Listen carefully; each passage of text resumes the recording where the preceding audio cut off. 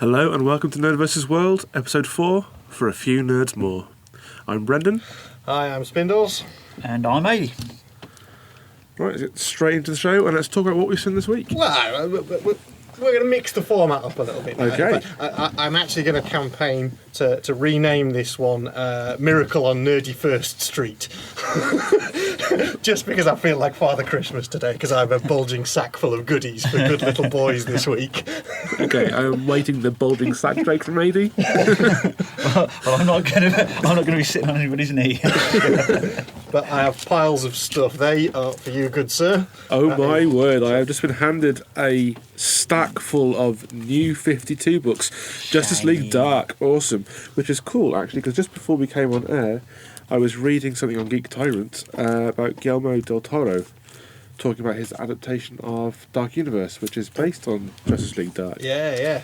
So, that's basically all Justice League Dark so far. So it's like 2 volumes worth, I think, 16, 17 issues. Oh dear. So have fun with those, sir. And also dear. one flash drive full of comic-y goodness as well.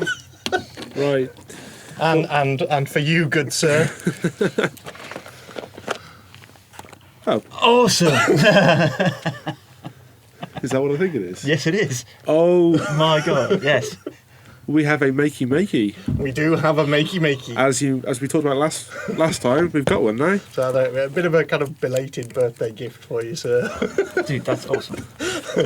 We should get together and build Absolutely. some stuff with that. That's going to be awesome. So yes, now we have the makey. Now we'll just have to have some fun with it. Yeah, So, absolutely. as I said, yes, bulging sack full of presents for this evening. Absolutely. I would have given them to you earlier, but I was late coming in with traffic and Oh, no, but, it's stuff to present you with on air. all is forgiven. Oh, that's amazing. I've got so much Justice League Dark to read. There is a lot, so yeah, Awesome. get your eyes around those. They're rather good. So I don't know. I mean, Okay, well, before we go any further then, petition carried. This is, we are renaming the show. Miracle on Nerdy First Street. Absolutely. This is hoping that the flash drive works for you now. Yeah. Interesting stuff that might spark debate. I don't know if you watched. Did you watch the Oscars? I didn't actually. No, I No. saw some few random highlights. No. I think the thing that surprised me the most about the Oscars this year is how little I cared. Yeah? Normally, I make a big event of it, and I'll sit up and I'll watch the Oscars, and I'll turn up to work hungover the next day. That's what I do. Yeah. I've always really gotten into the whole spectacle of Yeah. it, and I watch all the pre-reel stuff and see everybody turning up and getting drunk and falling up the red carpet and stuff, and it's great fun. But this year, I just actually didn't care, and the only bit of it I've watched since is just the kind of 10-minute opening gambit thing that Seth MacFarlane did, No, I missed that as well. which Yeah, was missed that, actually quite cool, because what he did was he got Bill Shatner as Kirk on the screen going, look, I've come back from the 24th century to save your career. This is the night where it all went wrong and you did all this horrendous stuff. And then showed a load of reels of the I Saw Your Boobs musical number, which was genius. Basically listing off all the audience members and which films he'd seen their boobs in.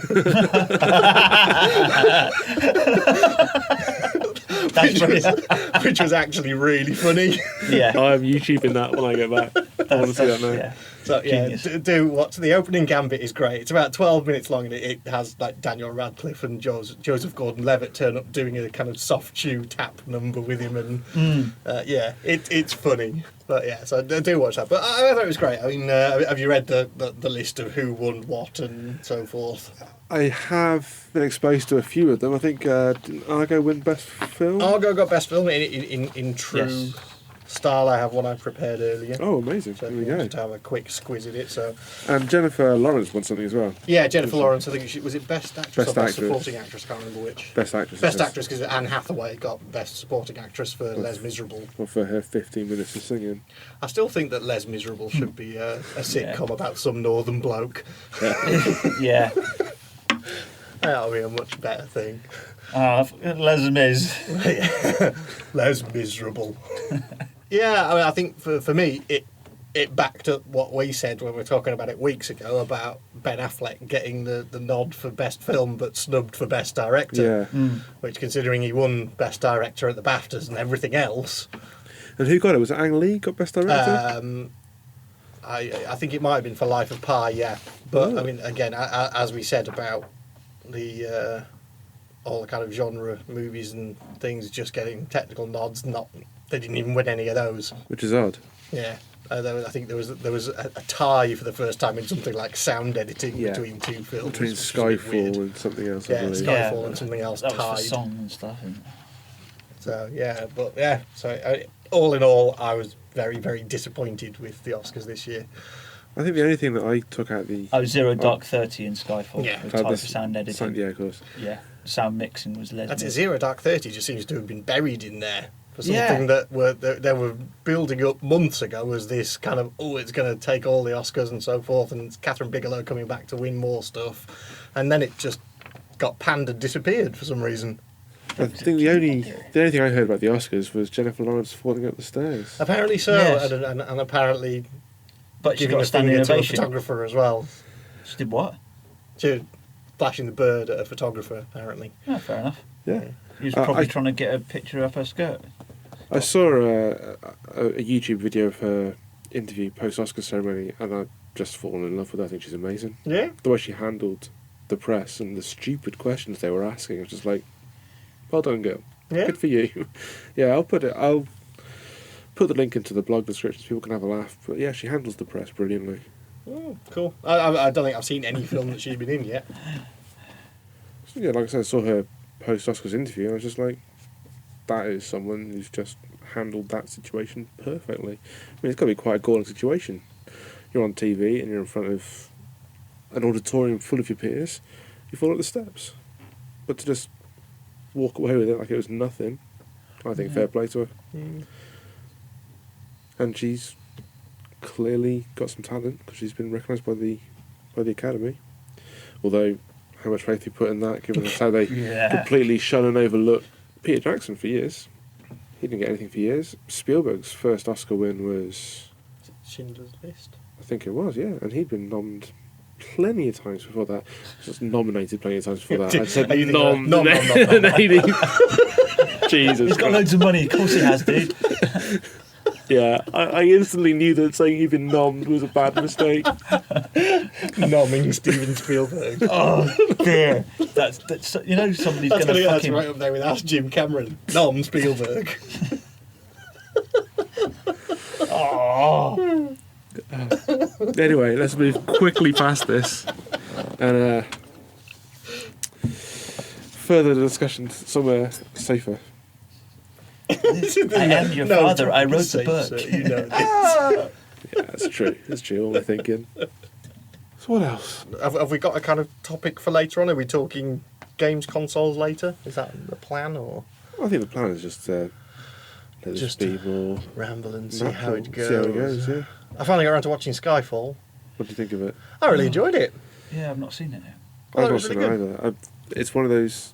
I've heard so much about it, and people have been enjoying it that I'm kind of being drawn back to the James Bond franchise. Yeah. So I never saw Quantum of Solace because Casino Royale pissed me off. Really? Because there was 3 or 4 endings of Casino Royale, and I was just like, It was? just hurry up and fucking end already. Yeah. It was just twist after twist after twist. Yeah. It wasn't needed. So I avoided Quantum of Solace. Yeah, Quantum of Solace wasn't great. This is... No. My take on it is it is very much back to kind of classic Bond style. Okay. But they're very much looking to not necessarily reboot the franchise, but reinvigorate the franchise with a new set of people. Okay. And that's kind of what they're looking at doing. And what I did like is the bad guy was like an unseen presence for about the first 2/3 of the film. You don't actually even see him until like the last act. Sort of going back to Blofeld days. Yeah, indeed. So he was just this unseen manipulator, which I liked. It was a good way of doing it and getting back to the franchise. So, yeah, I kind of enjoyed it. Anything else you guys have seen recently? No, to be fair. Peaked Well, you? I've just been watching loads of random anime on Netflix just to kill time, to be fair. And, Any other gems like the last one you came out with? Megasex LR. Megasex LR is brilliant. Oh, God. Have you actually watched any of the episodes? I still haven't. Dude, Have I'm I sorry. bollocks? I'm sorry, I Dude! haven't got round to it. Oh, God. I listened to the podcast about that again, and the concept of it makes it sound so good that I don't really want to watch it, just in case it's not as good as it is in my mind. Oh, no.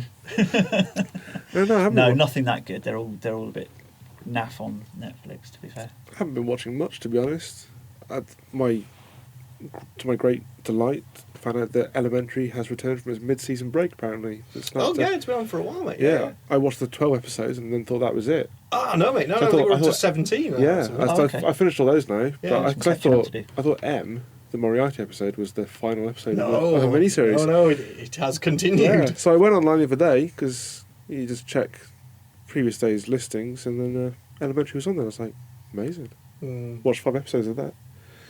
We just discovered, because Love Film have started putting a load of stuff online for streaming now, we just discovered Criminal Minds I this love week. Criminal Minds. I'd never seen it before. I love okay. Mandy Patinkin. Anything Mandy Patinkin in is bound to be an awesome show. Even though I still haven't watched the second season of Homeland yet. I've got the whole second season of Homeland, I just haven't watched it yet. I think because we didn't watch the first one, and then we just sat and watched it all in like a day. And then I think we'll probably end up doing the same with season 2. Criminal Minds is brilliant, and Dr. Spencer Reid is one of the best written characters He's on TV. brilliant, yeah. Yeah. I really, really like his character. Have you seen it, dude? Criminal Minds? I've seen Criminal Minds, but I can't remember. It was, a good few years ago. Yeah, now, so. yeah. Well, we've basically done it in 2 seasons this week because my wife's had tonsillitis over the weekend. So, in order to make her feel better, she likes watching people being horribly murdered. See, I can't watch And every she doesn't episode. like Battle Royale. There we go. The ones with the murders I can watch. It's the ones with the torture. Like I can't. There I were can't watch some, those some because nasty some ones. pretty brutal. There was ones. one very Saw-esque one that we've just watched from the end of season 2. I find that stuff actually quite funny rather than the actual ones that it's just outright not normal murders. I don't know. It's just the It's way weird it's what the way gets- my head works. Yeah, it's weird I what find gets that some funny people. because I know I in my head I automatically know that that's just not real, even though it's done so well that it's really effective and does make people kind of a bit nauseous. But Yeah, I mean, the one that really got me I was don't. I just find it funny. Yeah, I just laugh at them. it was the guy who was going around setting fire to families in their houses. Don't know if you see that. That one really got me. Yeah, that's a bit. Because there was just that's a one little where bit they were different. in the car and he'd locked them in the car and he'd basically just torched the car while they were all in it, and that was got me a bit like, oh god, that's a bit grim. Yeah. But whereas the kind of eviscerations and stuff were totally fine. Yeah, So yeah. It's weird what kind of gets you going, isn't Yeah, it? and anything with eyes because there's a few Criminal Minds with with the things like trophies taking eyes Yeah. and stuff, and that is an instant sort of just command shift to a different Okay. window, please. Yeah, I always had a thing about eyes. Putting anything near it, it took me years to be able to wear contacts. Like 5 years at least of trying to wear contacts, I just couldn't do it at all. I've been through like 3 or 4 different opticians and punched most of them and then get the fucking heads out of my eyes. And it wasn't Ripley, unfortunately. No offence, dude. No, we love you, Matt. But yeah, it took at least 3 or 4 different people to finally get me to be able to put contact lenses Is in that my because eyes. it took that many to hold you down At once, yeah. at once? Amazing. So yeah, I thought Criminal Minds has been a great show. I've really enjoyed it so far. I just absolutely love Mandy Patinkin. He seems to play the same character in lots of stuff recently, because Rube in Dead Like Me. Did you see Dead Like I've seen Me? that. You've never seen Dead Like Me? Oh, dude, that's awesome. Oh, dude, you've got to watch it. Okay. It's about a girl who gets killed and becomes a Reaper, and Rube is the leader of the Reapers, and he basically sends them out with their missions every day of who they need to go and kill.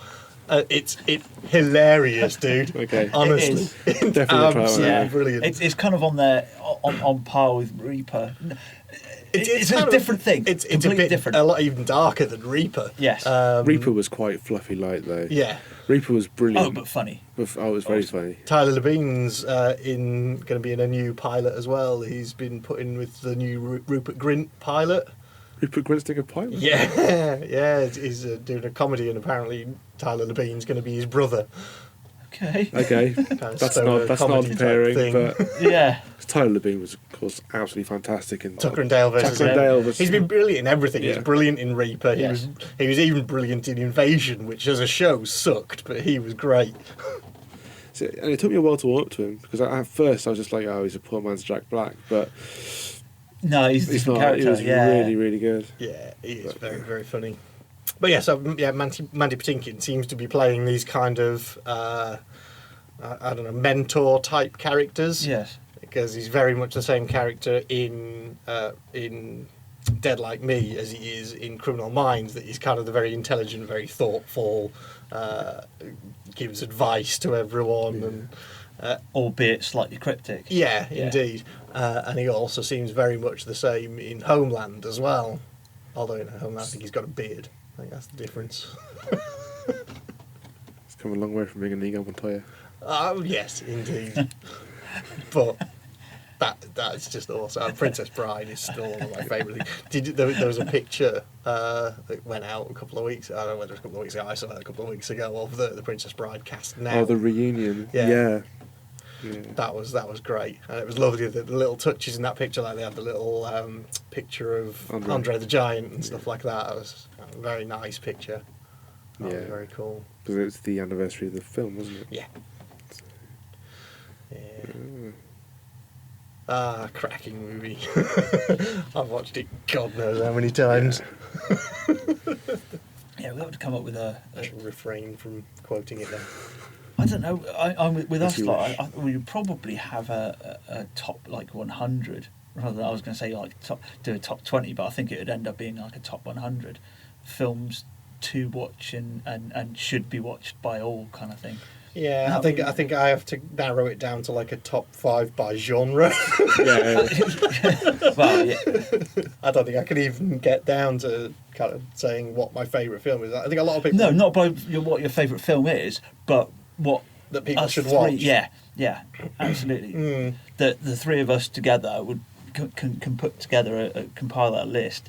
Oh, of for the sure. I reckon top- I could definitely do Let's that. get it sorted and do it. It's my Yeah. it's my birthday next week. We normally do a video marathon-y thing for my birthday, so we can get together and do that. Because I think I'm probably going to do something Kevin Smith-wise next year again because it's my 37th, 37 Well, in a row. You've got your sci-fi weekend coming up, and then you got your birthday just after. I think it. I'm So I'm going to be in Japan. Are you still in Japan then? Ah, right. and I'm at LARP the weekend after the Sci-Fi Weekender. So You're all abandoning me on my birthday. I'm going to sit at home and drown my sorrows in a bottle of Midori. Just because it's green. well, on the And plus you want side, to help to suckle on yourself. something, Melanie. We could definitely come up with a list of films that people should watch. Yeah. I think we should. I think we should sit and have like we've got at the opposite of what we've got at the Sci-Fi Weekend of the crap film amnesty, Yeah. which Yeah. I think is a cracking idea. Yeah. Basically, Have you both got your films now for that? I know what I'm taking to the crap film amnesty. Yeah, I'm probably taking Cherry Falls. Taking what? Cherry Falls. Okay. Cherry Falls. Yeah. I'm taking Bubba Hotep. Yeah. Okay. You're sticking to your guns on Yeah. those two. Okay. Yeah, for sure. Oh, now my mind is just racing about which films I'd put into this films you must see list. So my genre is probably quite focused on the sort of the slacker film and independent comedy and the sci-fi. I'm not great with horror. I'm not a particular horror fan. I'm not a massive horror fan, but I think from the conversation we had last time, I think I'd probably have to throw a Lovecraft film in there somewhere, or something like Tales from the Crypt, Demon Knight, just because it had Cemetery Gates by Pantera on the soundtrack. Or, See, the reason I picked certain movies genre has- films that yeah. had guest appearances or main characters They have of Emily Booth. Or like Emily Booth, like Prince of Darkness with Alice Cooper as a zombie who gets stabbed Yes. with half a bike. Things like that I think would say to me you'd have to put that in as a horror Yeah. movie, but it's Yeah. just quirky little things like that. Well, I don't know. I mean, would Evil Dead would have to go in there? Yeah. Well, Army Evil of Dead Darkness would 3, have to go in there. yeah, which I watched the other day again.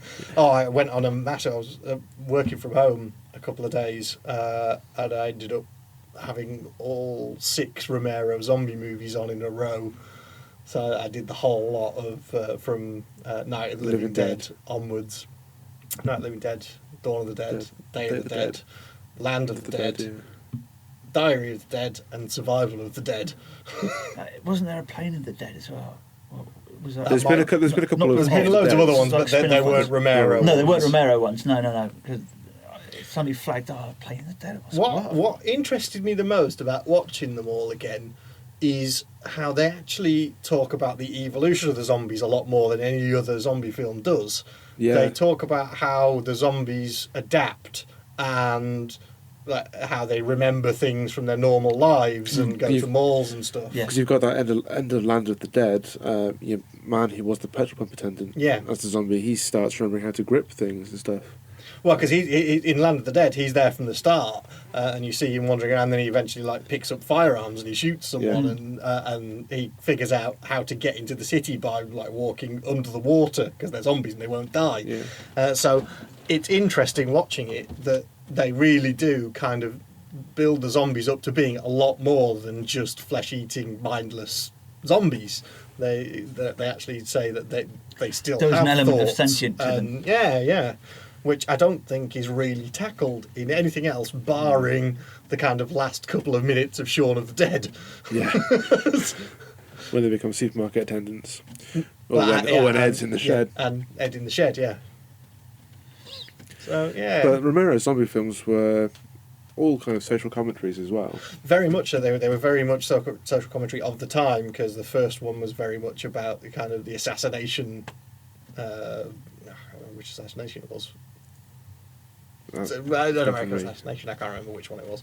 Second one was attack on consumerism and capitalism, because the mall and the autonomous nature of mindless zombies returning to a place of commerce. Yes.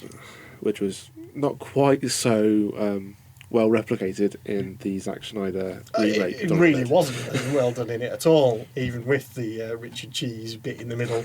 I like that remake, but I thought it was. as all a right. good action film rather than as a zombie film. Yeah. We're talking zombies, Walking Dead. I've been loving this series a lot more than I have been season 2. Season 2 for me just dragged on far too long. The fact that they stretched out the whole Herschel's farm for more or less the entire season was just ridiculous. It was, and that really just irked me to the point where I just didn't care where the bastard kid had gone. Especially as like Herschel's farm was probably at most half an issue of one of the comics. I think it gets a reasonable bit of episode 2 of the game. Oh, I still haven't played it. Yeah. Episode 2, because within the Walking Dead game, you see a lot of the characters before the TV show happens. So you bump into Glenn, and you go to Herschel's farm, and a few other bits and bobs of people that appear later on. Oh, cool. In the Walking Dead. So yeah, horror movies. Not my strong point.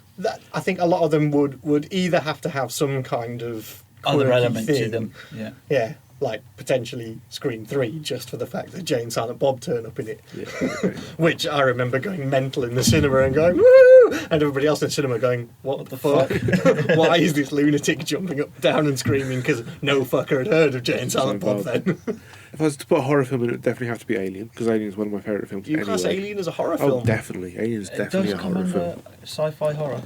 Sci-fi horror. I see, because I would always tend it more towards sci-fi than I would horror. Oh, it's haunted house in space. It's the claustrophobic environment. It's definitely a horror. Aliens is a sci-fi shooter, yes, and an action film, and a very good one, which is why I find it hard to pick a favourite of the two, because they're different genres of films. And Alien 3, which I think I went out of my way to say I loved on the Eclectic podcast for the one we did. The fact that I think it's knackers. I think it's amazing, but enough of that. Is again a different film to Alien and Aliens. And Alien Resurrection is good up until the last 20 minutes, and I've timed it. It is 20 minutes before the end. Yeah. That the newborn comes along, and then that film descends into wankery. And that's a toss. I'm going to kill you. I'm going to kill you. No, I'm not. It's only good until Ron Perlman dies. Or Michael Wincott, whichever way. I love both of them guys. They're awesome. Anything they're in, I'll watch. For sure. So yeah, that'd be my pick for the horror. Would be definitely Alien. See, now I'd be a hard push with comedy because I hate most comedy films. The only type of comedy films that I can really stand are the kind of really silly teen comedy stuff like Weird Science and... Well, Weird Science is a gimme. Ferris Bueller's Day Off. Yeah. Yes. So, Anything John Hughes. Anything John Hughes or Kevin Smith. Yeah. But then I suppose, do you push those as comedies, or do you have a separate genre for I kind of say cult that films? I'd say that they're like a kind of teen genre. Yeah, like Breakfast Club as well. Yeah, I know it comes Weekend under- at Bernie's, yes. all of those kind of things. Groundhog Day. Groundhog Day. Now, admittedly, I do like Groundhog Day. There you go. There's a comedy we can agree on. Yeah.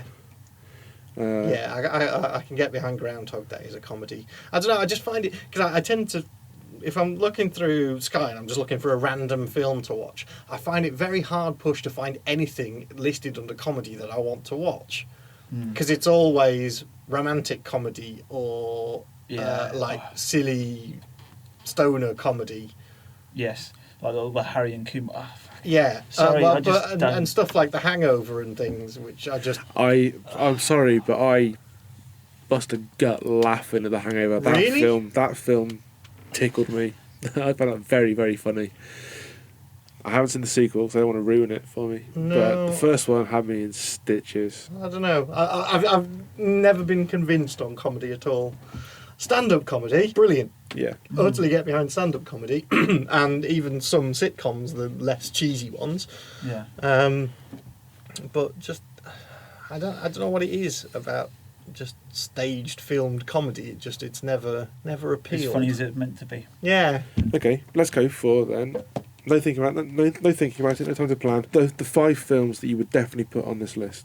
Lost Boys, Crow, definitely Weird Science, but we've already discussed that one. Breakfast Club has to be in there, if I haven't said that already. No, you haven't.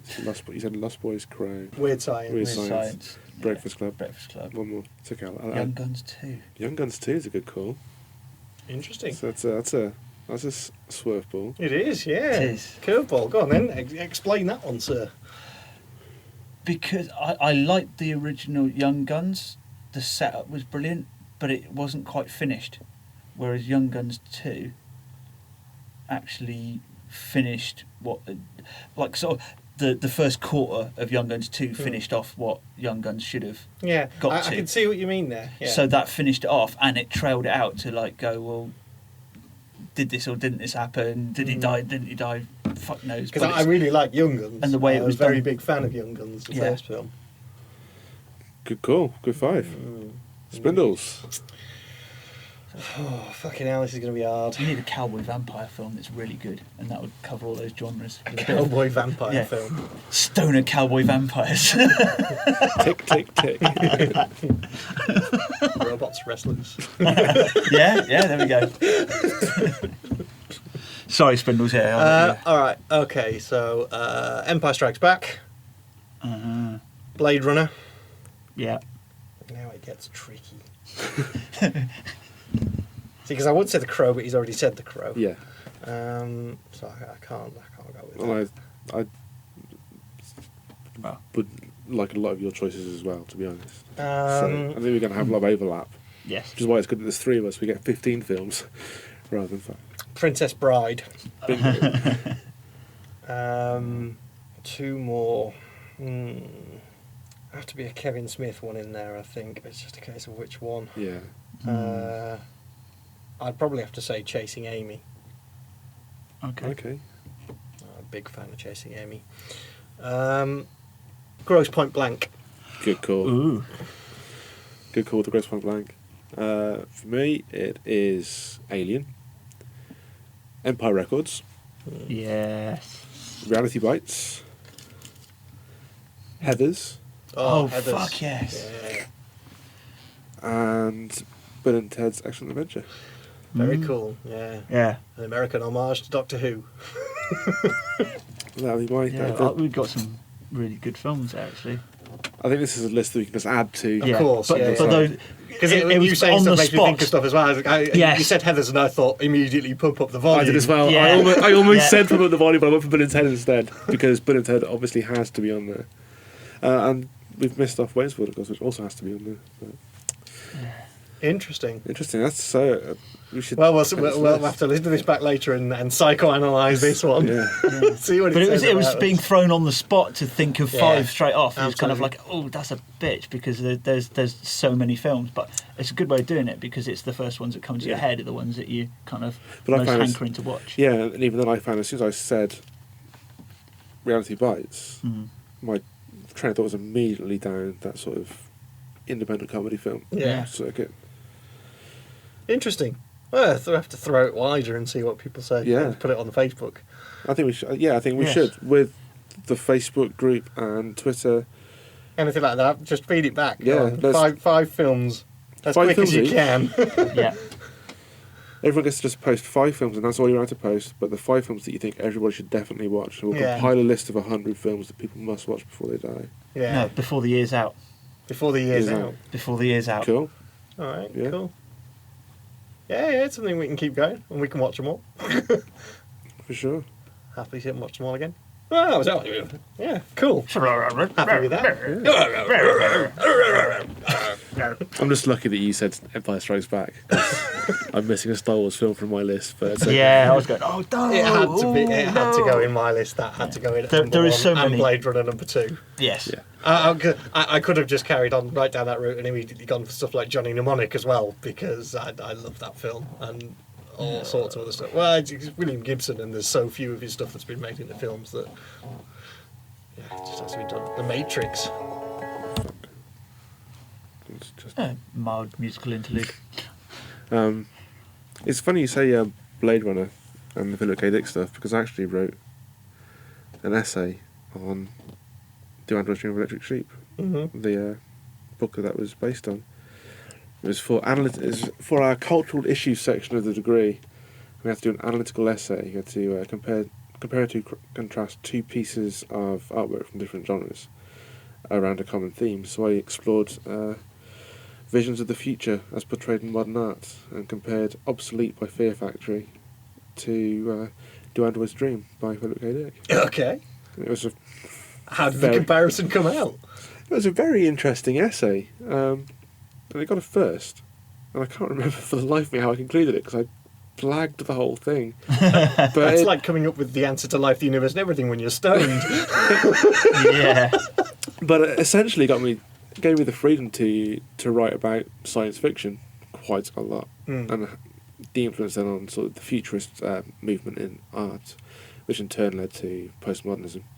I did a lot on postmodernism as part of my degree, performing arts degree. I did first time round. We did a lot of work on postmodernism, and actually did a whole module on Star Wars, Awesome. which was a story about the kind of classic legendary space opera story of the whole one man can make a difference, and warriors and princesses and wizards and Spaceballs. Sorry. oh indeed. How did we miss that off the list? Yeah, it was. Okay. So yeah, we did a whole thing on the kind of space opera myth and where it all came from as part of my degree. So, Awesome. yeah. I studied Star Wars. Brilliant. I think my conclusion for my essay was along the lines that they had quite a lot in common, but they were almost flipped. So in Obsolete, humanity is definitely on its way out, and the world is dominated by the machines, which shares things in common with the visions of the future in Judgment Day. Yeah. Whereas in the novella that Blade Runner was based on, humanity is still important, and androids are a possession until they fight back, and then it's the question of what is real, but that's taking a different way. But they both share similarities with 984. Yes. Sort of. Then you've got elements there of Isaac Asimov's writings. Well, they contradict Isaac Asimov's writings, because Asimov had the fundamental laws of robotics. Yeah, I was going to Yes, say, he he did, had a yes. very structured version Yeah. of the future. And the robots in Obsolete, the story behind the Fear Factory album, they have no care for obeying the rules of Asimov's laws. And they're quite happy to imprison and murder and kill humanity. See, now after all this time, you've got me thinking I should listen to Fear Factory in a different light now. I didn't realise it was all concept stuff. Obsolete was a concept album. Yeah. I didn't know that. Yeah. If you look at the liner notes for it, in between the lyrics, you've got the story. I have to go back and check that out because I'm a big fan of concept albums. As it the Coheed and Cambria just got the second half of The Afterman last week. Okay, so I stopped at about album 4. I think it was the last one. Ah, right, okay, because I think after album 4 called an end to the kind of main storyline and then went back as a prequel, and then this one's gone even further back to Sirius Amory and the very, very beginnings of the key work and stuff. So yeah, okay. this is a double album prequel to the whole thing. Could I host that essay I wrote on the Wonky Cast? Of course you can, mate. Yeah. Awesome. Okay, So we can put as much stuff on the site as we like, mate. It's my Awesome. site. that's the benefit. I build websites for a living. That's not an open invitation for our listeners. Well, it is an open invitation. Well- The whole point of the Wonky Spanner was not just for me to sit and shout at the world, but For the world to shout back. Yes. yeah, indeed, for anybody to put stuff up there. So creative geekery was my little tagline on Yeah. there. That if people want to do anything, be it podcasts, be it like writings, music, fucking whatever, just do it and like, put it on the site. It's there to be used. Yeah, well, That's I'm what the gonna. Wonky Spanner was about. I'll give you a copy of the essay then. You can put that up online. Absolutely. So if anyone's interested to see what conclusions I actually came to, because I can't remember them myself, and how I approached the topic, then check it out. We'll stick it up online. Yeah, definitely. I'm more than happy to put it up there, mate. All right, should we take a break from music? Absolutely. Yeah. What have we got this week, sir? Okay, well, this week we've got a band called Skin the Pig.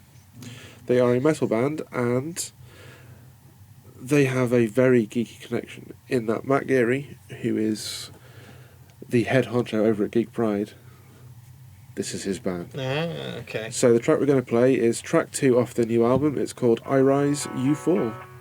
See you on the other side.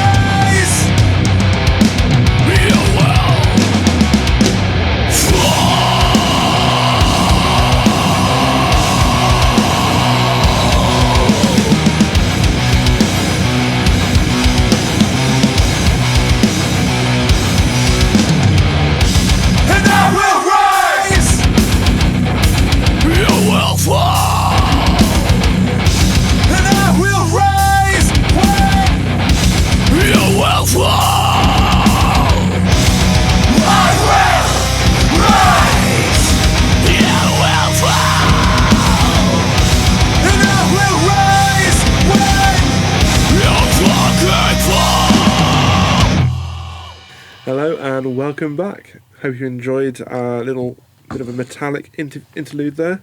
But well, it was pretty fucking metal. It's pretty metal. It is pretty metal. That's Yeah, pretty metal. Yeah. That's pretty cool.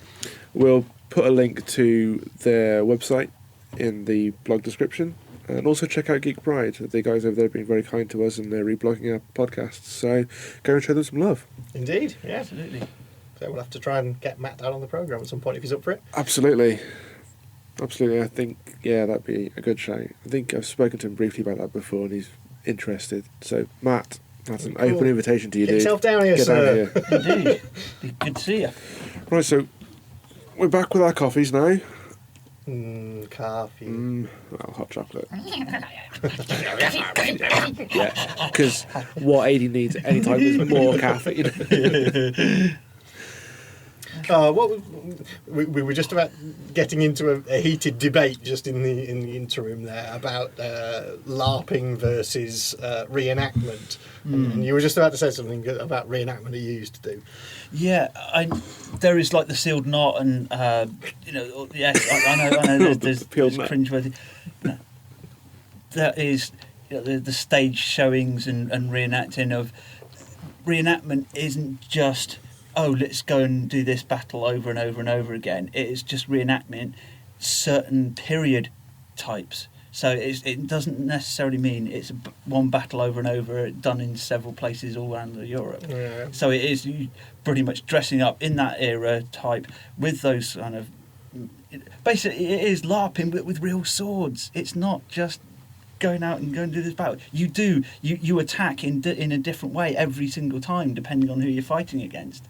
See, I'm still not convinced, sir. I get the feeling that I just end up taking the piss and everybody would hate me for it, because I'm in the middle of a battle that I'm supposed to lose and I'd just be running across the way and go, "Come on, you wangers!" That's what I'm saying. And It I just isn't wouldn't staged. die. No, that's the difference between a stage reenactment, a proper battle But stage I just reenactment, wouldn't die. and reenactment. No, but there is. Yeah. Flatten the king or something.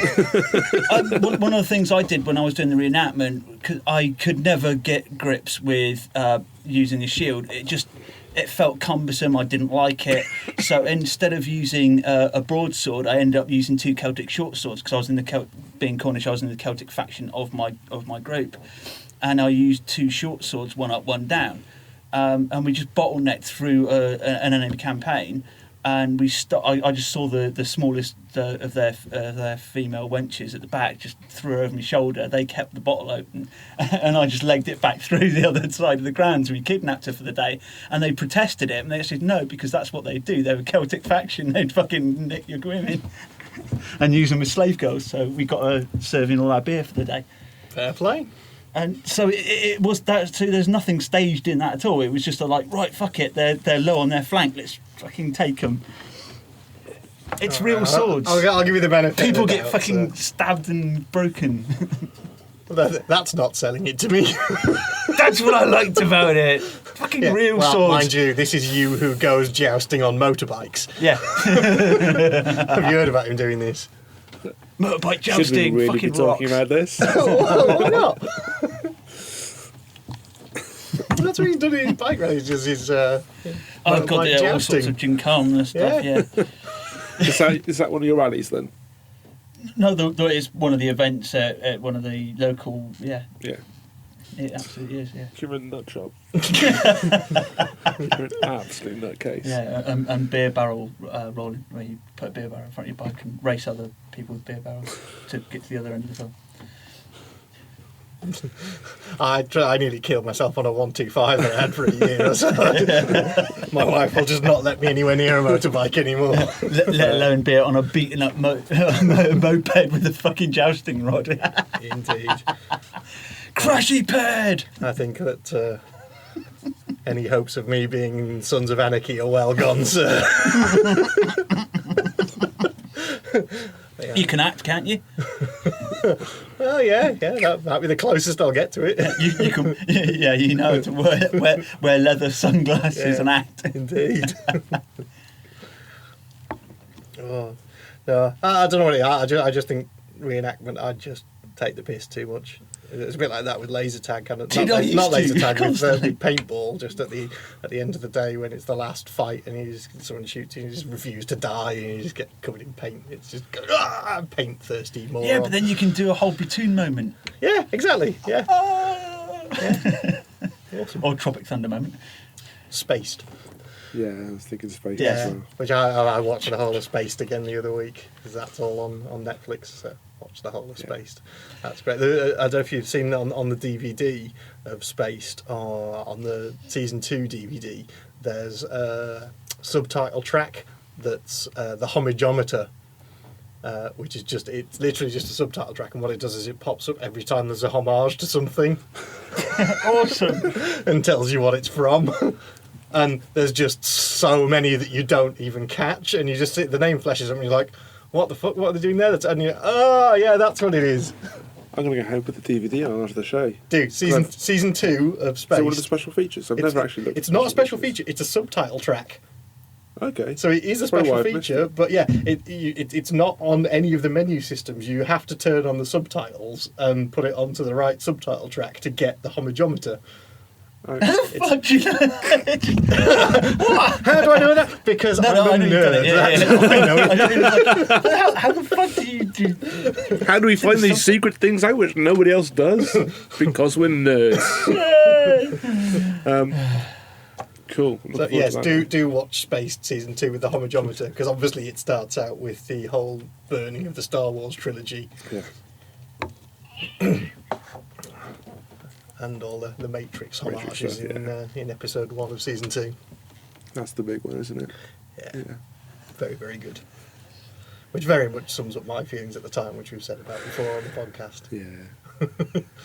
Still keeping our fingers crossed that the next 3 films are all good. We will see that. I think something I was reading the other day, they're talking about a trilogy of Han Solo movies now. Oh no.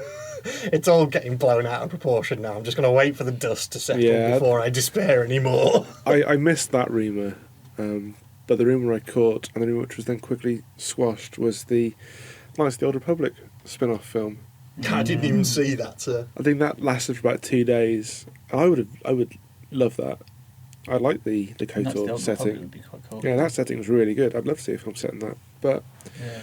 apparently, that rumour was squashed fairly quickly, which is heartbreaking. But I just consoled myself by just watching episode after episode of the Clone Wars. The Jedi are dicks. Let's be honest. The Jedi are dicks. They are. There's like one episode where Amidala is asked to spy on her former lover, but she says no to Yoda, so they get Anakin to go and coerce her into doing their bidding. And he uses reverse psychology on her. It's all very douchebaggy. Well, the whole thing's wrong anyway, because my whole philosophy and problem with the whole thing, and it's what leads on to my argument that Qui-Gon Jinn is the Dark Lord of the Sith, but we'll get into that at a later date. Yeah. There's Is a whole theory about that one. is that the Jedi are either stupid or bloodthirsty, because the whole prophecy of the one who will bring balance to the Force, and at the time the Force is out of balance on the side of good, so the only way it can be brought into balance is by the slaughter of all of the Jedi, Yeah. because there's only 2 Sith at that point. No, yeah, but then there's more Sith after that, isn't there? Well, Because there's you more after that, get- yes. Yeah, because you get Ventress. Yeah. Um, But that's what balances it out. no, because you've still got 3 Sith. Because you've still got Dooku. Dooku's still there with Darth Maul Dooku, in Grievous. episode 1. True. And, you know, Darth Sidious is still there. He just hasn't been revealed. He's still just Palpatine. So yeah, you got the No, that's what I mean. But it's episode 3 where everybody gets killed off, and that's the whole balancing of the Force there. Because that leaves a few Jedi and a few Sith. Yeah. Well, it leaves Well, because Yoda's still around, and Yoda and Obi-Wan still around. So that's Yeah. the 2 of them. the twins. There's the couple of random offshoot canon things on other worlds, and And then it's just Vader and Palpatine. So yeah, it's 2 and 2. yeah, It's 2 and 2 with the twins, but they're Yeah. not full sensitive yet. yeah. wow, that's a properly nerdy conversation. Well, they actually balanced the force. This takes me back to, as I said, because that was what appeared in the screenplay for the film that I wrote and filmed. There was a massive rant about Star Wars, and that was the whole. That was a key part of the why Qui-Gon is a Dark Lord of the Sith conversation, because Qui-Gon knew about it all and wanted to bring it about. Cool. Yeah. But anyway, yeah, we'll not rehash all that. Did you And know why he about, doesn't come back at the end of that's why he Jedi. doesn't come back as a ghost in Jedi, because he was actually actually a Sith. Yeah.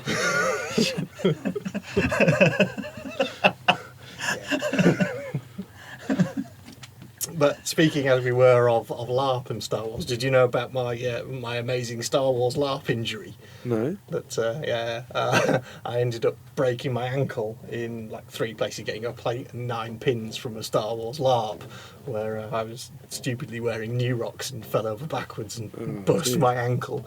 Ended up getting comedy injury of the year in 2 different hospitals. Where did you get to do Star Wars LARP? We did that. That was up in Cumbria. That was with well, it was just north of Lancaster. That was with the Roleplay Society that I was president of at university, and then Was that Lancaster carried on. University? Yeah, well, it wasn't Lancaster University. It was St Martin's, Okay. because there was LARPs at Lancaster University. Yeah, I think I played a couple of games with those guys. And then there was Parallels, which was us at St Martin's. Naked Twister with the That baby oil. kind of came with me after I left St Martin's and carried on afterwards, because we had some big kind of interactive weekend-long campaign things that went on, and we did Star Wars LARP and stuff. Oh, That was cool. the first one.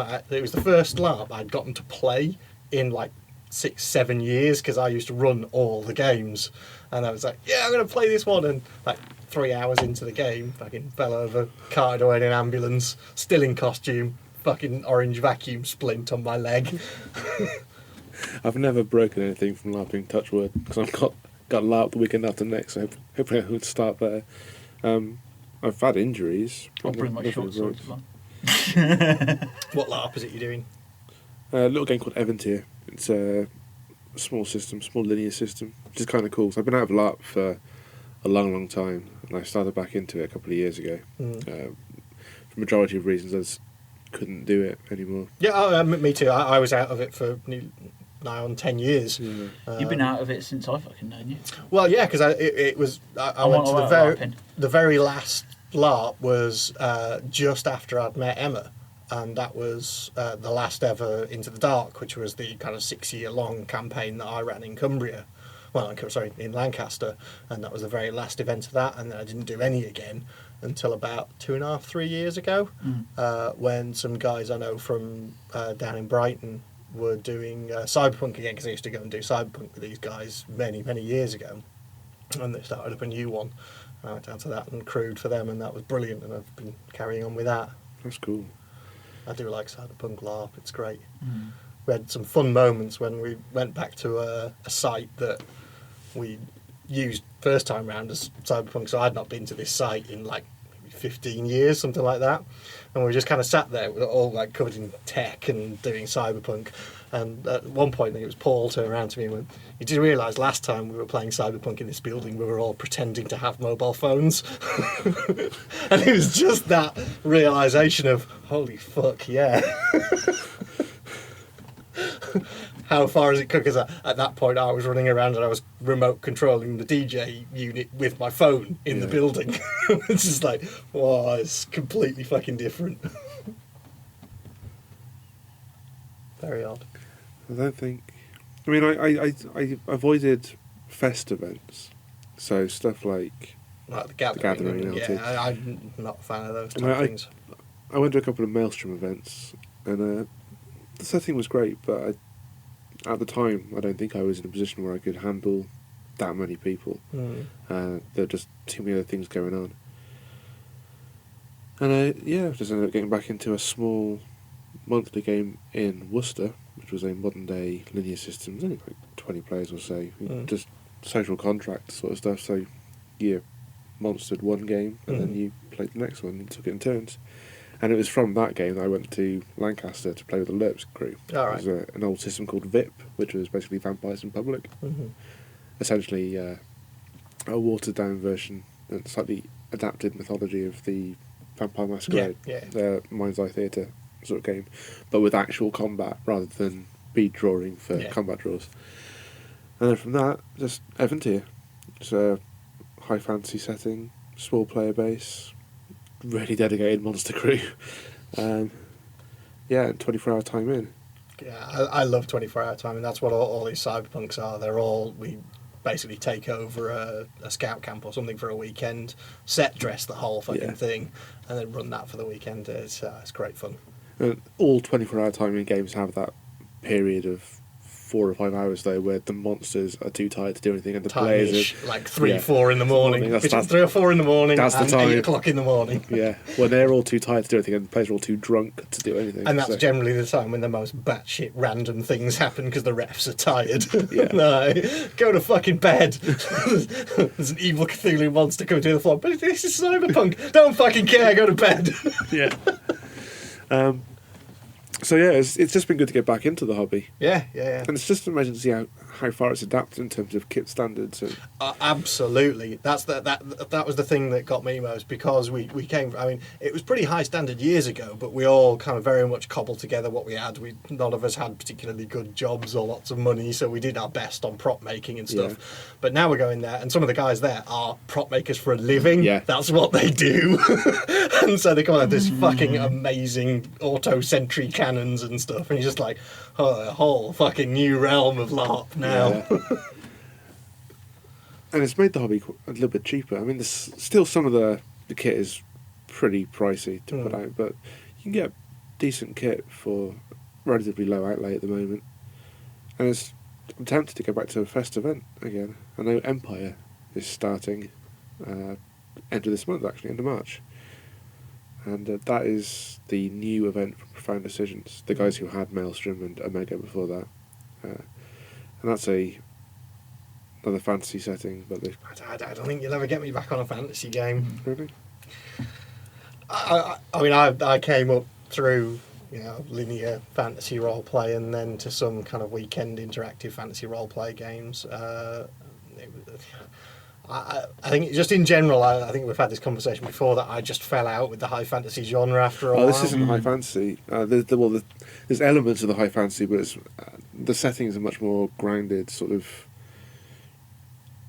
it feels quite heavily Game of Thrones influenced, and I'm perhaps being far too vague with that description.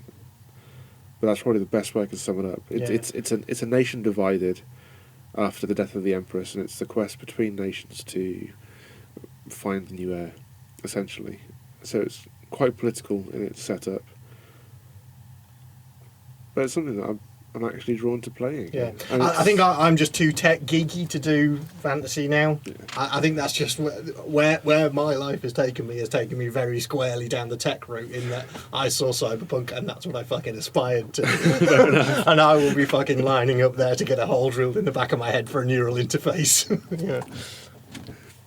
But didn't you see that? That was actually on the news this week. Not holes being drilled, but sort of like electronic tattoos. Yeah. They could be used to telepathically control machines. Sorry, not the electronic ink stuff. Because there's I can't remember the guy's name. He's a professor at Reading University, and he does a lot of work with neural interfaces. Yeah. It's as a tattoo, it's just applied to the skin, so it's a non-invasive measure of getting that circuitry into the brain. It seems really fucking cool, and I would go for that in a heartbeat. Yeah, wouldn't you? I mean, Google Glasses is pretty cool, but actually, fucking cyber eyes. I'm there.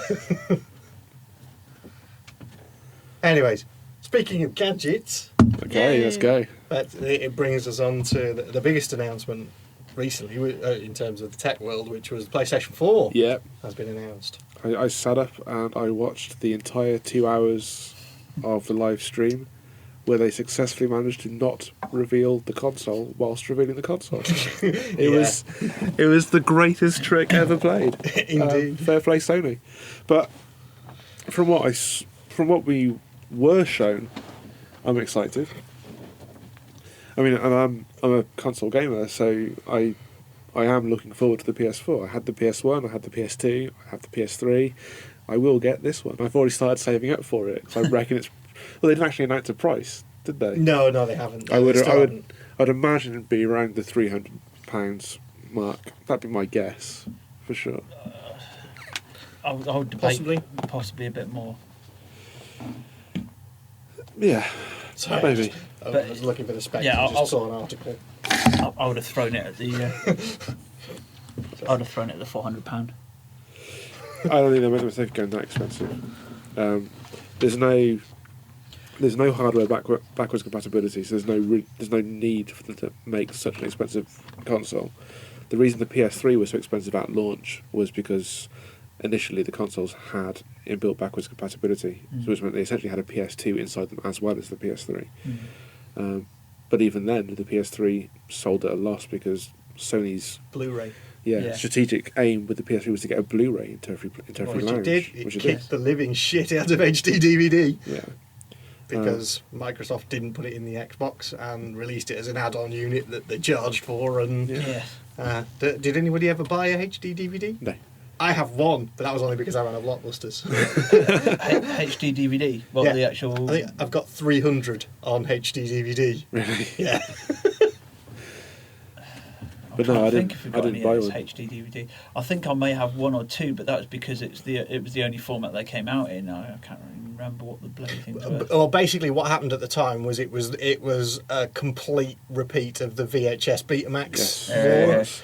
and studios signed left and right. One signed up with HD DVD, one signed up with Blu-ray.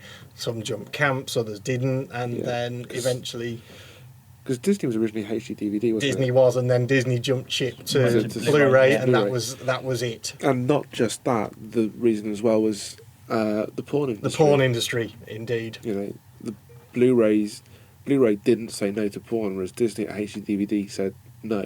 Yeah. And without the backing of the porn industry, who were arguably the biggest shifter in terms of units. Yeah. To be fair, that's what killed Betamax too. Yeah, Exactly. Yep. 'Cause That's what I'm saying. no, we it don't was want porn. blow for Yes. blow, Yes. the exact same thing. I mean, And I use the word blow. Yeah, in we've just conjunction with we've used the words huge units and blow for blow. Yeah, I know. Lady hasn't actually got off on one yet. Because I thought that was just too fucking. It was too easy. Yeah. It was too easy. Sorry. Yeah. But no, with the PS4, they don't have to do that. In fact, they started their announcement by saying that this is no longer about the war for the living room. It's about they're taking the war back to the war for the gamer, which intrigued me Well, because but- the whole of the E3 announcement from both Nintendo, Sony, and Xbox last year was all about the war for the living room, Yeah. and it's like they've already conceded that. But as a gamer, are you not pissed that you're going to have to completely rebuy your collection again? Yeah. Because there's no backwards compatibility with PS3 Well, or PS2. Well, the PS3 that I bought didn't have backwards compatibility either because I bought one of the later models. Mhm. But I had my PS2. I still have it, so I play my Yeah, PS2. I still have mine as well. mine, So you envisage keeping your PS3 and still Absolutely. using it. Absolutely. Unless I can get Skyrim for free as a download on the PS4, there's no way that I'm releasing my PS3 because I will always want to play that game. But what they're saying is that they will be using. Well, there's the potential to use Gaikai. There's a third For- party possibility. Yeah, for a server-side backwards compatibility, which is an interesting approach and one that I got excited about watching the live stream. I think I tweeted that. Mm. You know, using Gaikai's backwards compatibility. Yes, that's a good win. I should imagine there'll be a fee involved. I don't know whether you'll have to repurchase all your old games that you have. I think that'd probably be too much for them to ask. But Well, because I think there was some mention of saying that they'd be available at a later date to download, but they would be chargeable. Yeah, I remember reading that. I would imagine it'll probably be more something like a subscription fee. I mean, Gaikai and Sony did make an announcement today as well, in fact, that all games for the PS4 would be available as digital downloads. There'd be hard copies as well for certain titles, but they'd all be available digitally, which they said would allow them to sell their titles cheaper Yeah. It would, yeah. because they're obviously saving on costs of production and distribution of hard copy, which is fine. That's another nail in the coffin of high street retail, though. Yeah. Yeah.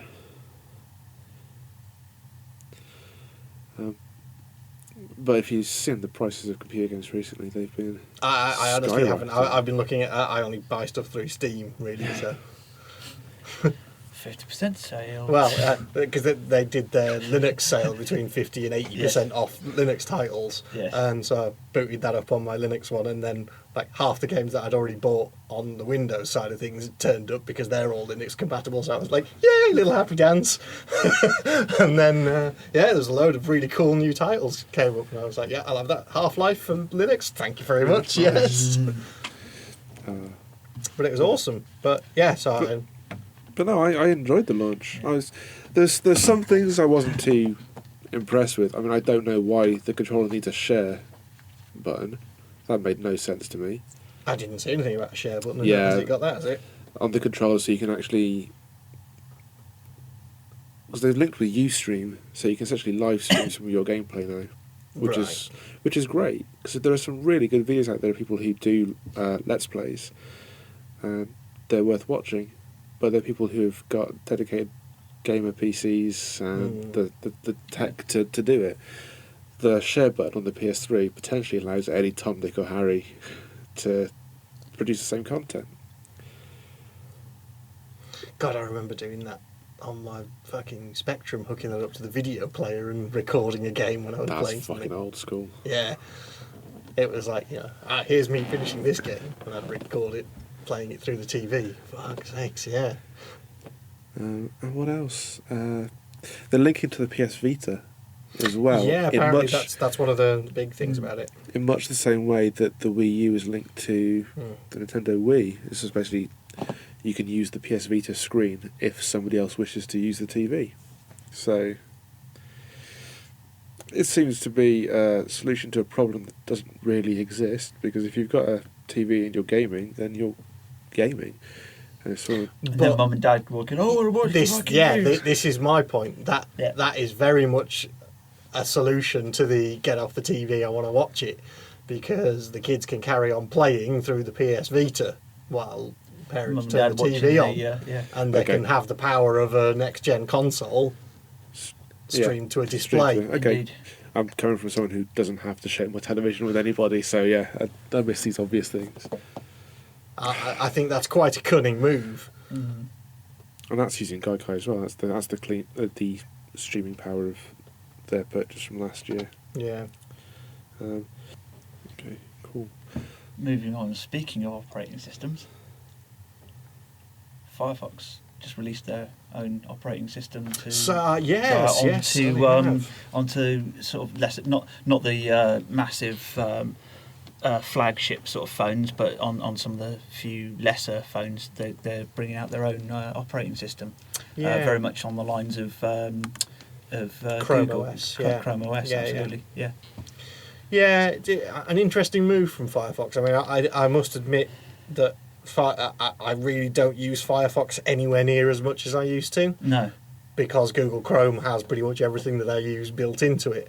Because I used to use Firefox over pretty much any other browser because it was fast and it was feature heavy and it was safe. It was safer. Yeah, and it wasn't a resource hog, and then it became a resource hog, and then it slowed it right down, and then they've gone into this weird pattern of release schedules that they're releasing a new major version every couple of weeks, and that doesn't make sense. It's really putting me off. And they've got is it Gecko as well as a subsidiary, and I don't understand that one because it's pretty much doing the same thing but of a lesser scale. So what's the point? But I suppose it's for putting on your kids' sort of computers is Gecko, or people who are not really up into their computery tech knowledge. Sorry.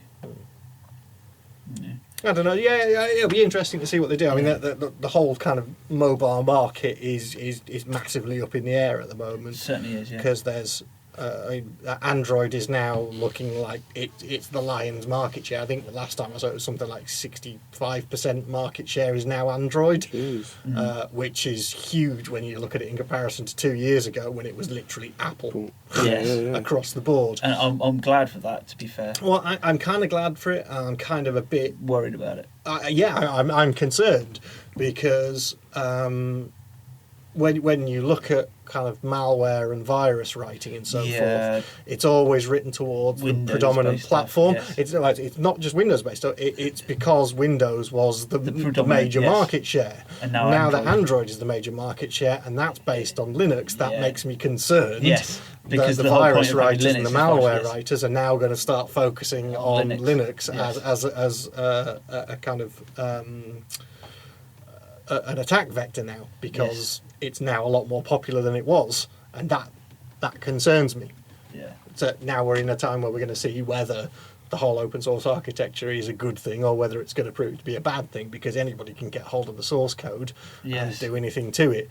Because I think the fundamental misunderstanding that a lot of people have with open source is that it's just free software. Yes. But it's not free in terms of you can just download it and use it. It's free in terms that you can see it and modify it and do whatever you want. But the person on the normal person on the street doesn't get that, and so if they get a phone, it's got an operating system on it. They don't want to know how it works. They don't want to know what the source code is. Or they don't care. Or they don't care. Well, essentially, they don't care. Yes. Even though they have long access as it to the works and source it does what they code, want. as long as it Yes. works, they'll do whatever. But Yes. the problem with that is that malicious code can then get in there because people aren't checking it. Yeah. And people aren't concerned what's in it. And that's where the whole open source thing may have a chink in its armour, because it's down. Open source only works when people look at the source code to make sure it's okay. Yeah. If people stop doing that and just immediately trust it, then it's problematic. Sorry, was that was that a But bit then there's too no nerdy, like, sir? things like, No, if, it's like perfect. when you do get your Android device, it just change the coding slightly so it suits your need ever so slightly. But the problem Then it is won't- that the manufacturers don't want you to do that. no, because they go, oh, your warranties or your, Exactly. This device As soon as will- you yes. root your phone, You're then fucked, you've yes. voided your warranty. Yes.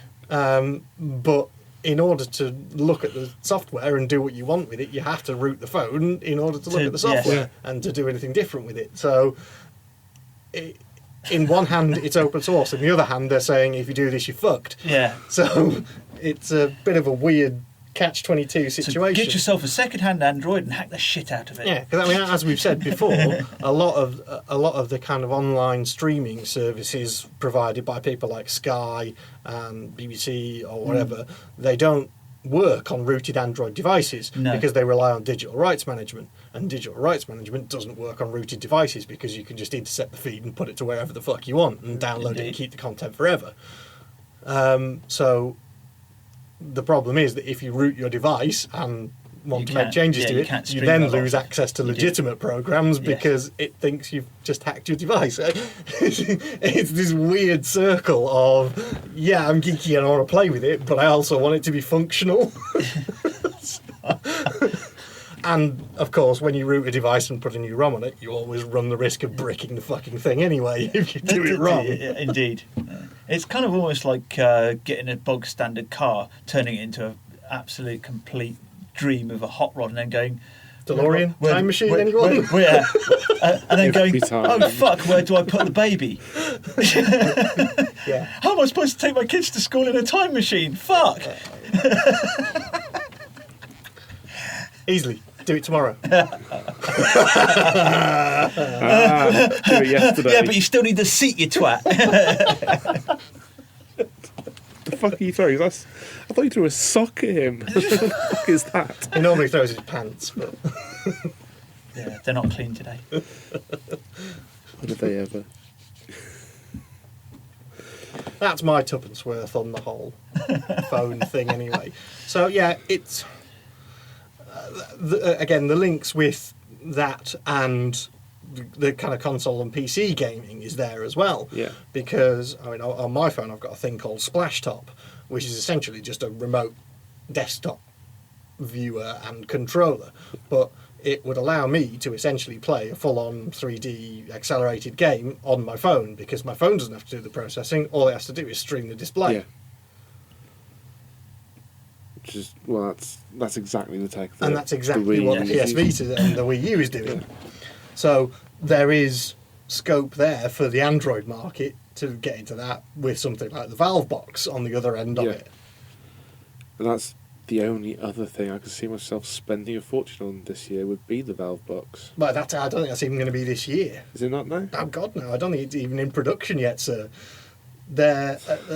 I've been rooting around trying to find specs for it, and there are no concrete specs for it. There's just Gabe Newell said that they're doing it. Yeah. Like they're currently in the process of firing a load of people at Valve, so God knows what's going on there. Right. But I think it's in at least the design stage, but I can't see it coming out before the PS4, sir. Oh, that's all right then, because that means I can just save for Save the up one for it. console. Yeah. And because I think it will be the PS4 for me. See, I really don't know because I don't really have enough time to play on the consoles I've got Indeed, at the moment. yeah. I've still got a stack of PS2 games that I've never played. You know? That's very true. Yeah. Yeah. I've got all the Wii games that I've barely touched. So I've got there's not Left 4 Dead. It's is it Left 4 Dead on the Wii? I can't remember. Some zombie game anyway that I've got for my Wii that I think I started playing and then never got round to playing again. Stacks of them that I just don't have time to play. And then I've got all my PC games that I don't have time to play. So it'd just be another thing to sit in the corner and me not have time to play it. I think the only things that I have been playing anywhere vaguely consistently is Star Trek Online and EVE Online. The only thing I've been playing consistently recently has been Civ 5, Gods and Kings expansion. Yeah, I do keep seeing you pop up on my Steam feed as yeah. playing it. But the thing with the Gaikai is, going back to the PS4, is they're going to use that platform to release a lot more of the sort of mobile style games. And games for the casual gamer. Well, this isn't casual gaming. It's a big market. Yeah. It's huge. It is, you can't. You really cannot underestimate the impact of it, and that's why the Wii was so successful, because it very much said you can be. You don't have to be a gamer. You No. just have to play games. Yeah. And that very much took over the living room. Yeah. Because that's what the Wii was designed to do. It was designed so that you could all play it together and do different games. That was great. That was very firmly put in the ballpark of the casual gamer. And you only have to look at your fucking Facebook news feed to see, Oh, God. unless like me, you block every app request that you get, Yes. which I do, sake. folks. So Yeah. please, by all means, carry on sending them to me. But You won't get a response. as soon as you send one, I block it, and I never see that app again. Yeah, no, I'm the same. But there is a phenomenal amount of games on there that people are spending money on. Yeah. Oh, And there's more titles. That's the thing. There are considerably more mobile game titles than there are PS3 titles. Yeah. There is, yeah. And- Because it's whatever your market, whatever your niche is, whatever your interests are, we will fucking find a game for you to play. And the app pricing as well makes them very, very profitable. Have we spoken Yeah. about the Humble Bundles before? We haven't. No. No. Have you ever bought any of the Humble I haven't Bundles? bought a Humble Bundle, but I am aware of them. Because I've bought every Humble Bundle for Android that's come out, and they've been great. They're DRM-free games. You get 6 or 7 games. If you pay over the average price, you get some extra games as well, and they work on Android, Windows, Linux, everything. You can download them onto whatever device. They work on however- Macs. I think they work on Macs as well. Yeah. No, they do. Yeah. Yes, they work do. on Macs as well, It's yeah. on the bottom of, Yeah. of the listings. Yes, it does. Yeah, because Yes. it has a pie chart breakdown of who buys it by platform. And it's interesting to look at it because the average price per user of an operating system, it's like Windows is the lowest average price that people pay for the bundles, Linux is the highest, and then the others fall in the middle. Because I generally pay over the average to get the extra games, and I get all the extra games, and it's very, very cool. And they started expanding the Humble Bundle idea to other things, so you've now got a Humble ebook bundle, which I bought, that had a load of ebooks. It had Signal to Noise, Dave McKean, Neil Gaiman graphic novel as part of it as well, and there was an XKCD graphic novel as part of it as well. It's a great idea, and it comes very much back to it's a digital distribution thing that we didn't speak about when we were talking about it all Kickstarter and everything the other week. Yes. It's another way of doing that it basically packages up a bunch of independent titles and sells them in a job lot for whatever you want to pay for them. That's a good. I'm fairly sure I saw a Humble Bundle for music. There is, yes, Yeah. yes, there is, yeah. Yeah, I'll say that they're expanding into different arenas now, but I think it's a fantastic idea. And Absolutely. It falls into that pay what you want for it. Yeah, and the pay what you want thing is actually a very successful approach to it. Bandcamp, for example, you can get a free copy of a song for download, but it's of a certain quality, and then you pay additional amounts for better quality songs. So you get the MP3 or the FLAC or the WAV. It's the age of the microtransaction. Yeah, because it's the pocket change approach. Yeah, it is. It's as if you see something for 99 pence, you think I've got It's more an app than for 99 99p. Nothing. Let's just have it. Yeah, Yeah. it's a real impulse buy. Yeah. And I'm a sucker for it. Oh, I am utterly. I went into Comixology last night just to think, well, let's get the latest Deadpool. Let's go and find a comic. And I ended up spending $20. Yeah. On It's comics. very easy to do. Very, very. I did it on Google Play. I was just browsing about for music, and I bought like 4 Birthday Massacre albums after we were talking about them and listening to them the other day. Yes. I bought their entire back catalogue off Google Play for like 20 quid. But those microtransactions and small subscription fees. Yeah, I'm quite happy paying $5.99 a month for Netflix. absolutely. Yes. Go fuck One- it. I am. It's one of the Yes. best things I've ever spent money Yeah. on. Yeah. And, I've watched loads. I'm still on the 3-month bit, so I'm watching fucking loads of stuff on it, and I'm gonna run out of things to watch soon on Netflix. I hope they start putting new stuff out because they're very slow at putting new stuff out. I'll teach you how to do an FSH tunnel, sir, and then you can link it through it. It'll make you think you're an American and you get all the American Netflix Yeah, stuff. that'd be awesome. That's how I hooked that one on in the living room. Yeah, we can do it through that, actually. Yes. Yeah, we can It's do the it only through thing I tablet. have got. Yeah. Same with Spotify. With Yeah. Spotify, I'm quite happy to pay the amount every month. No, I don't use Spotify. I don't know. I like having more control over my own music than Spotify affords me. I have tremendous control of my music on Spotify. I just create playlist after playlist, and if whatever I want to listen to, I'll just listen to it. And then if I like the band, I'll still buy the album. Yeah. See, I'm very much I listen to all the music I own. I always have been. That's just me. That's very old-fashioned of me, I know. But I do only listen to music that I own. Fair enough. I like the feature on Spotify where if you've got an artist that you like, I'm a huge REM fan, so I'll listen to REM, and it will have related artists. Oh yeah, Last FM does that for me, Yes. and then I'll listen to samples of stuff through Last FM, and then if I like it, I will buy it and I will put it as part of my collection, and it will form part of my playlist. Okay, so so that's cool. So you're not just limiting to No. That's cool.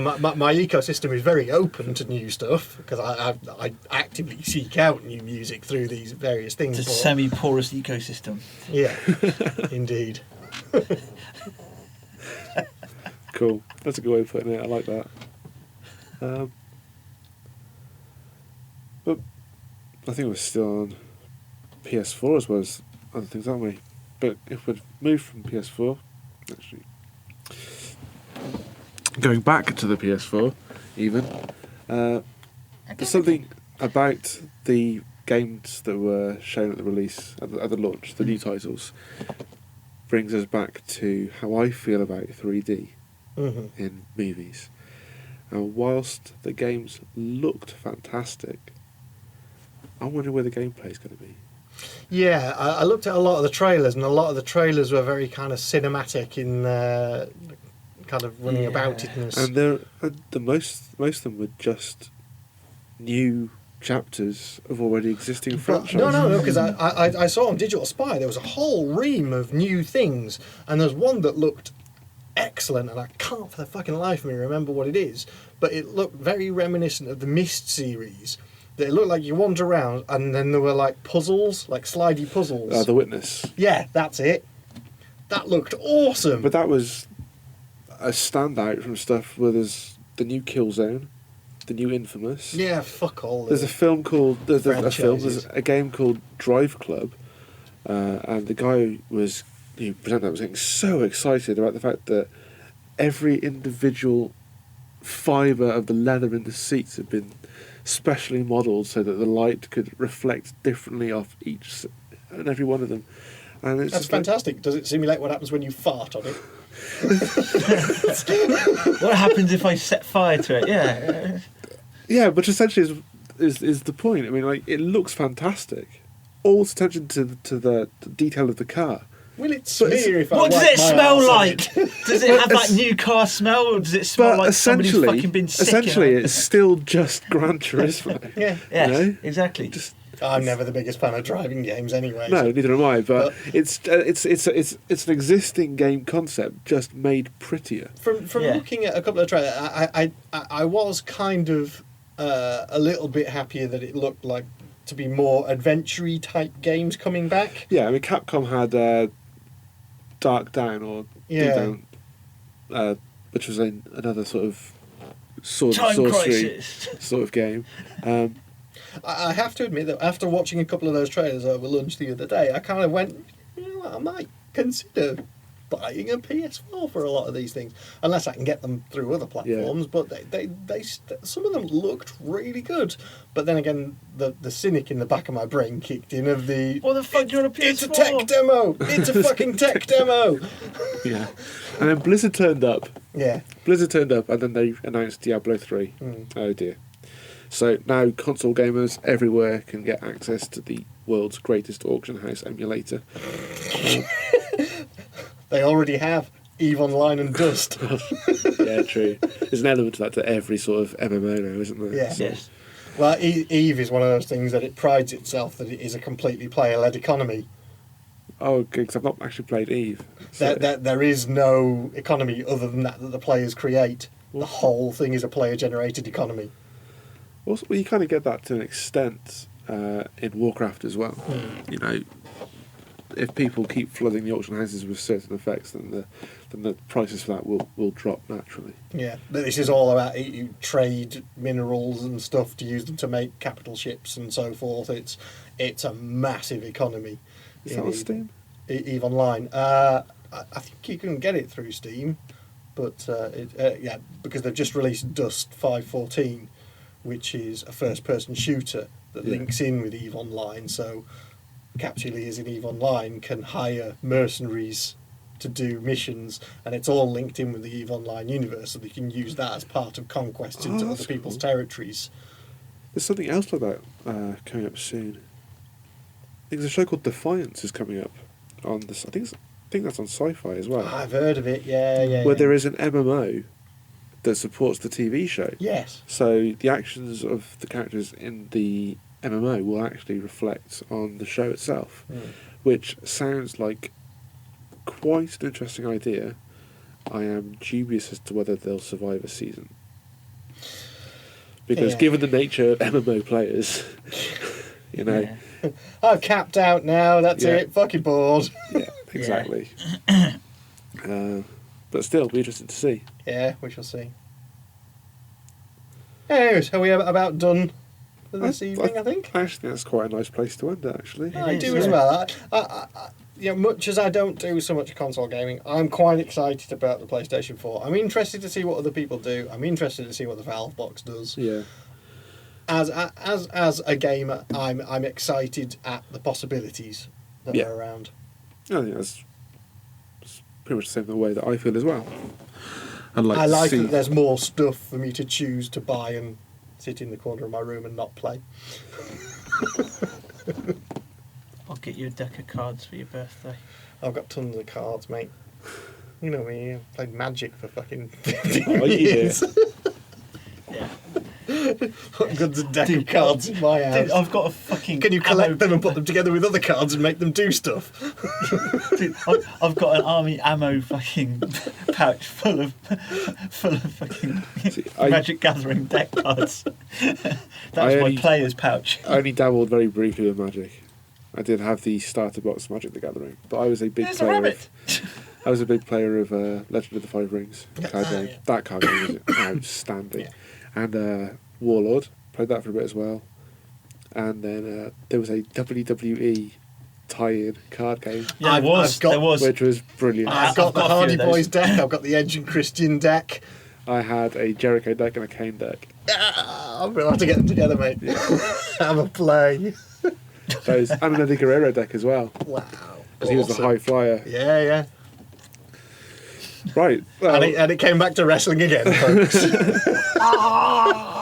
but AD, you have made it successfully through an episode without chewing your beard. There's been no talk of. There's been no DW. Doctor Who. No.